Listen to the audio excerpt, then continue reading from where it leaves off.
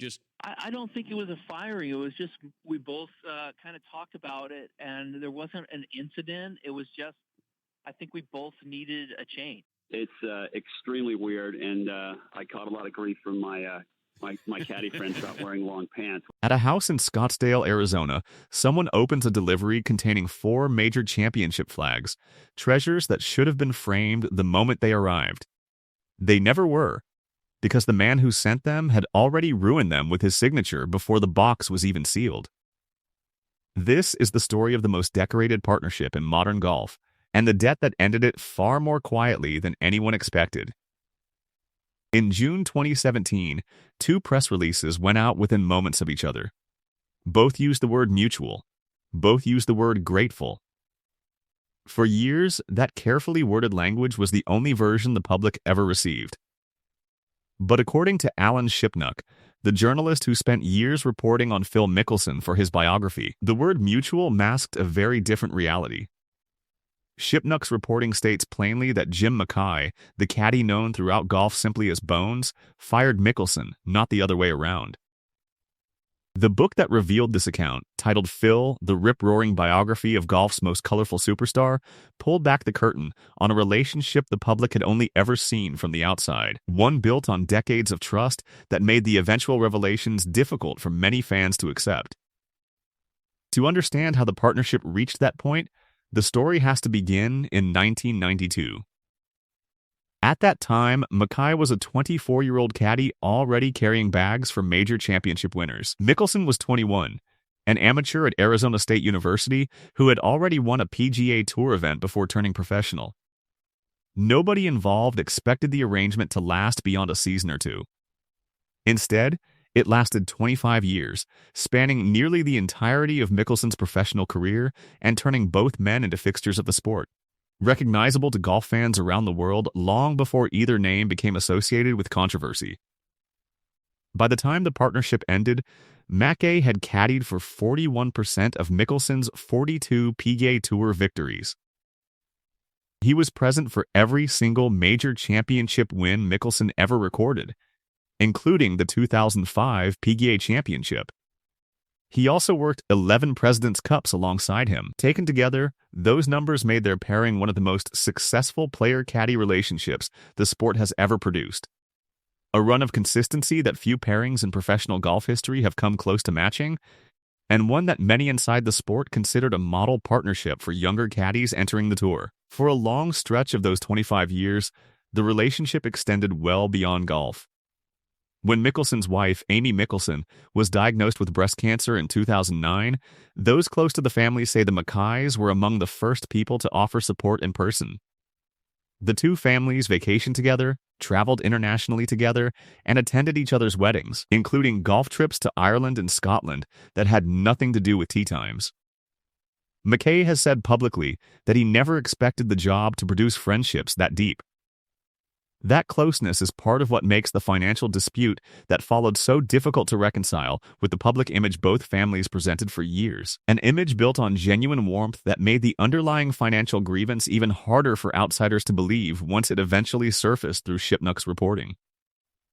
The financial tension traces back to 2007, when the PGA Tour introduced the FedEx Cup, a season-long points race that came with substantial bonus money attached. According to Shipnuck's reporting, Mickelson told Mackay he would receive a percentage of that bonus money, consistent with how caddies are typically compensated across the sport. For roughly a decade, those payments largely failed to materialize in full, even as Mickelson continued competing for FedEx Cup bonuses year after year, with Mackay on the bag through some of the most competitive seasons of his career. Context for that unpaid debt emerged years later, in 2022, when records connected to a federal investigation into gambler Billy Walters surfaced details about Mickelson's personal finances. Per Shipnuck's reporting, Mickelson's gambling losses between 2010 and 2014 exceeded $40 million, a figure close to his entire estimated income during that same period. After accounting for taxes, travel expenses, and a payroll that included an agent, a caddy, and private pilots, his disposable income each year landed closer to $10 million, nearly matching what he was losing at the tables. Mickelson was never charged in connection with the Walters case, though he was ordered to return trading profits tied to the investigation. Set against that backdrop, Mackay's unpaid FedEx Cup bonus, by his own calculation, had grown to $900,000. A debt that accumulated quietly for years while both men continued to travel and compete together on tour, appearing to the outside world as an unshakable team. One additional detail sharpened the dispute. Tradition in professional golf holds that the winning caddy keeps the flag from the 18th hole, not as a cash payment, but as a personal memento marking a career milestone. According to Shipnuck's reporting, Mickelson had always insisted on keeping these flags himself, a habit that reportedly began with the 2004 Masters, 4 months after the death of his grandfather, when he had that particular flag framed and presented to his grandmother. Mackay understood and respected that specific gesture. But 19 more tour victories followed, including 3 additional majors, and Mackay never got to keep a single flag from any of them. One source close to Mackay, quoted directly in the biography, said, "Every other caddy who has ever won a Masters gets to keep that flag." For Phil not to follow tradition was hugely disrespectful. Friends of the family have said that during annual Phoenix Open dinners the Mackays hosted at their own home, guests would repeatedly ask where all the flags were. A question Bones never had a comfortable answer for. That recurring question, year after year, became its own quiet reminder of an imbalance neither man addressed directly in public. By late 2016, Mackay was 51 years old and had just undergone replacement surgery on both knees. The physical toll of more than 2 decades walking some of the most demanding courses on tour. Around that time, Mickelson sent $400,000 toward the outstanding debt, less than half of what Mackay believed he was owed. That partial payment did little to resolve the growing tension between the two men, even as they continued to appear publicly as one of golf's most trusted partnerships heading into another season. The partnership did not end publicly or dramatically.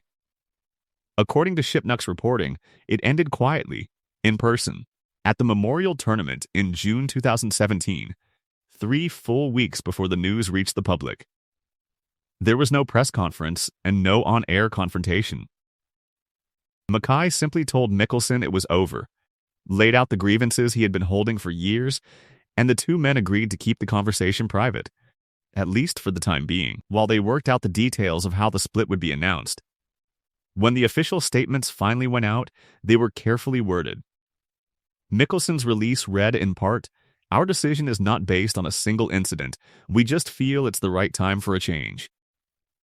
He also described Mackay as one of the most knowledgeable and dedicated caddies in the world. Mackay's own statement was equally warm, closing with a promise that he would be among the first to congratulate Mickelson the next time he won. Both statements were technically accurate. Neither one mentioned a $900,000 debt, a decade of unpaid bonus money, or a collection of signed flags sitting untouched in storage. Reaction across the PGA Tour reportedly ranged from surprise to quiet resignation. John Wood, a longtime tour caddy and later an NBC and Golf Channel commentator, described the reaction directly, "It felt like your parents were splitting up." Other players and caddies reportedly viewed the split as an inevitable consequence of how long the two men had worked together, even as the specific reasons behind it remained hidden from public view for years afterward.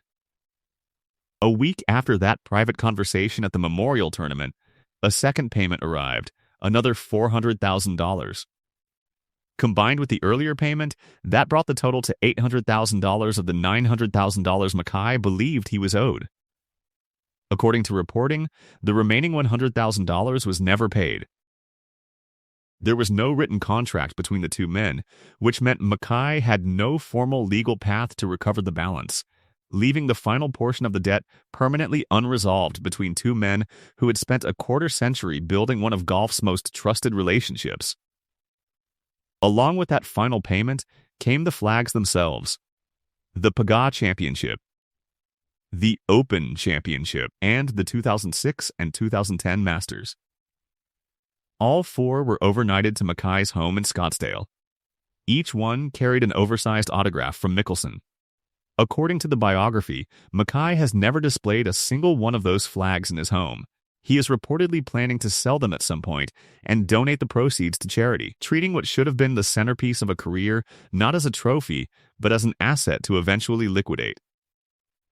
The biography also notes that Mickelson habitually avoids signing golf balls because a clean signature on a round surface is difficult to execute and easier to forge, a detail that stands in contrast to the oversized signatures placed across the flags sent to Mackay. From that point forward, the two men's paths moved in very different directions. Mackay was inducted into the Caddie Hall of Fame that same year, and he spent time afterward working in the broadcast booth for NBC and the Golf Channel. In 2020, he briefly returned to caddying as a substitute for Justin Thomas at the WGC FedEx St. Jude Invitational, filling in for an ailing Jimmy Johnson, and the two won that event together. That result reportedly convinced both men to make the partnership permanent. In 2021, Mackay officially returned to caddying full-time for Thomas, a partnership he had reportedly wanted for years. Within months, the two of them won the PGA Championship at Southern Hills, defeating Will Zalatoris in a 3-hole playoff, marking Mackay's 6th major championship as a caddy. For the first time in 25 years, nobody had to overnight him a flag. He kept it himself, rolling it up carefully beside the 18th green as a personal keepsake of a moment that finally belonged entirely to him, later saying simply that it means a lot. Mickelson, meanwhile, won the 2021 PGA Championship at age 50, with his own brother Tim Mickelson caddying for him, becoming the oldest major champion in the history of golf. He chose not to defend that title at Southern Hills in 2022, remaining on a leave of absence following controversial comments he had made about the PGA Tour and the rival Live Golf Series. A year later, those same comments to Shipnuck regarding the Saudi Arabian government became public and significantly damaged his reputation, shortly before he signed a reported $200 million deal with Live Golf, a move that reshaped how much of the golf world viewed his later career. Asked about Mackay since the split, Mickelson has stated publicly that he paid Bones more money than any caddy in the history of the sport has ever earned. Mackay has never responded to that claim, and he has never discussed the details of the split at length in public. Caddies, as a group, tend to operate under an unwritten code of discretion, and more than 25 years after the partnership began, Mackay appears to still be honoring it, leaving much of the full story to secondhand reporting rather than his own words. Picture that package once more: 4 championship flags, sent as a gesture of resolution, arriving covered in the very signature that started the dispute in the first place.